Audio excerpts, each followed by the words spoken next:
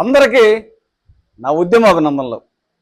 అయితే ఈరోజు ఒక కార్యక్రమంలో మన తిరువూరు శాసనసభ్యులు మా దళితుడు ఎస్సీ మాదిగ సామాజిక వర్గానికి చెందినటువంటి మరి కొలికలపూడి శ్రీనివాసరావు గారు ఒక కార్యక్రమంలో అద్భుతంగా మాట్లాడటం జరిగింది. ఏం మాట్లాడాడంటే ఈయన ఇక్కడ బాపట్లకు చెందినటువంటి పాస్టర్ ఆనంద్ పాల్ ఎస్సీ హోదా రద్దు చేశారు. ఇతను దళితుడు క్రైస్తవంలోకి వెళ్ళాడు కాబట్టి ఇతను ఎస్సీ హోదా రద్దు చేశాడు. ఆనంద్ పాల్ ఒక్కడిదే కాదు, అది నీది నాది అందరికి సంబంధించినటువంటి విషయం. మనందరం మాట్లాడాలా. ఇక్కడ ఒకటే మీరందరూ ఆంధ్రప్రదేశ్ రాష్ట్రంలో గమనించాలా. ఈ ఆంధ్రప్రదేశ్ రాష్ట్రంలో దళితులు 90% క్రైస్తవులుగా ఉన్నాము కాబట్టి మన రాజ్యాంగ హక్కులను మనం రక్షించుకోవాలా. బీజేపీ పార్టీ ఒక ఎత్తుగడతోటి ఇక్కడ ఒక వ్యూహాత్మకంగా ఒక రఘురామకృష్ణరాజు లాంటి వాడిని ఉపయోగించి మాట్లాడించి క్రమేపీ మన రిజర్వేషన్లను తీసేయడానికి ప్రయత్నం చేస్తుంది. కాబట్టి ప్రతి ఒక్కరూ ఈ ఉద్యమంలో పాల్గొవాలా అని చెప్పి అద్భుతంగా ఇక్కడ శాసనసభ్యులు తిరువూరు శాసనసభ్యులు మరి కొలికలపూడి శ్రీనివాసరావు గారు మాట్లాడటం జరిగింది. అయితే తిరువూరు శాసనసభ్యులకి ఆంధ్రప్రదేశ్ రాష్ట్ర మాల మహానాడు తరపున ఒకటే సూచిస్తున్నాను అన్నా, ఈ మాట ఒకటేను. వాస్తవంగా ఇక్కడ పంజాబ్ వర్సెస్ దేవేంద్ర సింగ్ వర్సెస్ పంజాబ్ రాష్ట్రానికి సంబంధించినటువంటి ఎస్సీ వర్గీకరణ కేసు విషయంలో ఇది పంజాబ్ రాష్ట్రానికి చెందిన విషయం అయితే ఇక్కడ మందకృష్ణ ఉన్న బీజేపీ పార్టీ ఆర్ఎస్ఎస్ పార్టీ ఒక పావుగా ఉపయోగించుకొని మందకృష్ణ మీద ప్రేమతోటో మాదిగల మీద ప్రేమతోటో వర్గీకరణ చేయాలి. ఇక్కడ విభజించు పాలించనే సిద్ధాంతము మనువాదుల ఆర్ఎస్ఎస్ సిద్ధాంతం మనసులో పెట్టుకొని ఇక్కడ దేవేందర్ సింగ్ వర్సెస్ పంజాబ్ రాష్ట్రానికి చెందినటువంటి కేసును మరి ఇక్కడ అశాస్త్రీయంగా రాజ్యాంగ వ్యతిరేకంగా ప్రజాస్వామ్య వ్యతిరేకంగా చట్ట వ్యతిరేకంగా ఇక్కడ మీరు గమనించుకోవచ్చు. మీరు చాలా పెద్దవాళ్ళు ఉన్నత విద్యావంతులు అనర్గళంగా మాట్లాడతారు, మీరు గమనించుకోవచ్చు. ఇంత అశాస్త్రీయంగా ఇక్కడ ఎంపెరికల్ డేటా తీయకుండా రాజ్యాంగానికి వ్యతిరేకంగా మరి సెన్సస్ తీయకుండా అంత ప్రజాస్వామ్య వ్యతిరేకంగా వర్గీకరణ చేసుకోవచ్చు అని చెప్పి బీజేపీ పార్టీ సుప్రీంకోర్టు తట ఒక దురదృష్టకరమైన తీర్పు ఇప్పించిన సంగతి మీ అందరికి తెలిసిన విషయమే.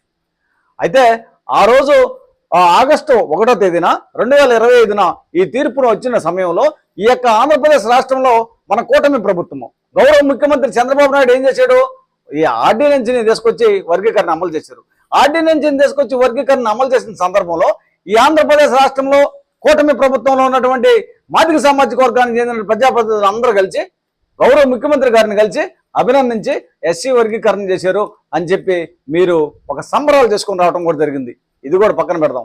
మీ సంబరాలు బాగానే ఉన్నాయి, ఇది అశాస్త్రీయంగా చేసిన సంగతి నీకు తెలుసు. మళ్ళా ఈ రోజు బీజేపీ ఎత్తుగడతోటి ఆ రోజు విభజించు పాలించని సిద్ధాంతమేగా.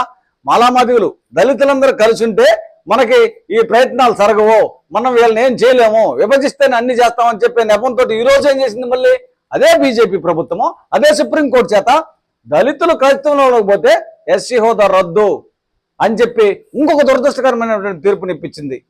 ఇది గమనించండి మీరు.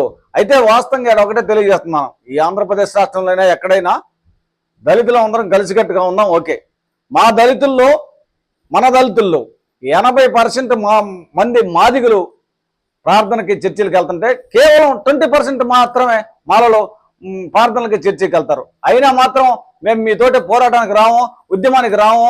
మరి మేము అంటలా మందకృష్ణ తోటి ఉద్యమానికి రాము, ఆయనతో పోరాటానికి రాము.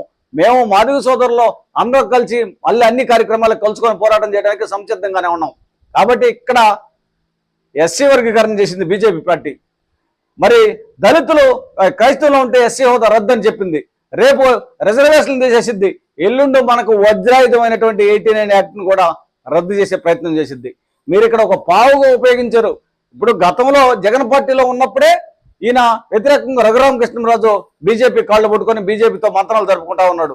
ఇప్పుడు కూటమి ప్రభుత్వంలో చంద్రబాబు నాయుడు ఇక్కడ ఒక రాజ్యాంగబద్ధమైనటువంటి పదవిలో డిప్యూటీ స్పీకర్గా ఇస్తే మాట్లాడుకుంటాడులే, లేకపోతే మంత్రిగా ఉండో చీఫ్ విప్గా ఇస్తే ఇతను నోరు బాగుండదు, ఇక్కడ గలబాలు చేస్తారనుకుంటే ఇప్పుడు డిప్యూటీ స్పీకర్ పదవి ఇచ్చినా కూడా ఇతను దళితుల మీద టార్గెట్ చేసుకొని మరి మాలలను టార్గెట్ చేసుకొని అనేక రకాలుగా సోషల్ మీడియాని వేదికగా చేసుకొని ఏ విధంగా మాట్లాడుతున్నాడో, ఏ విధంగా హింసిస్తున్నాడో.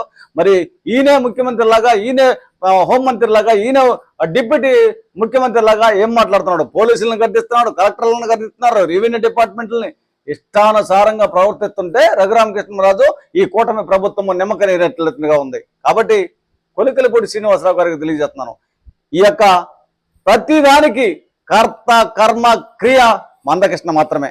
మందకృష్ణను పావుగా ఉపయోగించి బీజేపీ ఈ యొక్క దళితుల మీద దండయాత్ర చేస్తుంది, దళితులకు ఉన్నటువంటి రాజ్యాంగ హక్కులను కాలరాయాలని చూస్తుంది, దళితులను సర్వనాశనం చేయాలని చూస్తుంది, దళితుల మీద ఒక కుట్రతో వివక్షతో మరి కావాలని మాత్రమే ఇవన్నీ పనిగట్టుకొని చేస్తున్నారు. కాబట్టి మీరు ముందు మందకృష్ణను మందలించండి, ఆ తర్వాత అందరం కలిసి పోరాటానికి వెళ్దాం.